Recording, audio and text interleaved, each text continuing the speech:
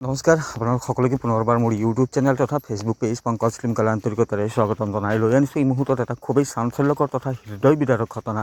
ৰেলৰ খুন্দাত তিনিগৰাকীকৈ মহিলা একেলগে নিহত হৈছে আৰু এই যি ঘটনা সংঘটিত হৈছে এয়া দক্ষিণ কামৰূপৰ বোকত ৰেল ষ্টেচনৰ সমীপতে এই মৰ্মান্তিক ঘটনাটি সংঘটিত হৈছে আৰু ৰাতিপুৱাৰ ভাগতে সংঘটিত হয় এই ভয়ংকৰ তথা মৰ্মান্তিক ঘটনাটি। স্ক্ৰীণত আপোনালোকে দেখি আছে, হুৱা দুৱা লাগিছে সমগ্ৰ অঞ্চলটোতে। ইতিমধ্যে ৰেলৱে আৰক্ষী বকো আৰক্ষী ঘটনাস্থলীত উপস্থিত হৈছে, তেওঁলোকে তদন্ত অব্যাহত ৰাখিছে।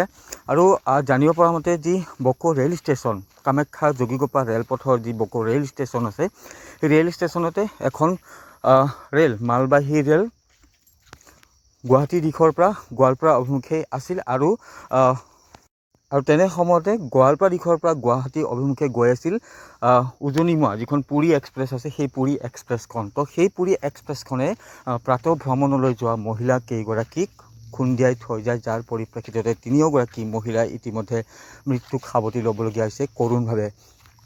মালবাহী ৰেলখন এটা ট্ৰেকত যিহেতু থিয় হৈ আছিল আৰু তেনে সময়তে অন্য এটা ট্ৰেকত মহিলা কেইগৰাকী খোজকাঢ়ি আছিল আৰু তেনে সময়তে গোৱালপাৰা দিশৰ পৰা গুৱাহাটী অভিমুখী যি উজনিমুৱা পুৰী এক্সপ্ৰেছ আছে, সেই পুৰী এক্সপ্ৰেছখনে তিনিওগৰাকী মহিলাকে মহতিয়াই নিয়ে।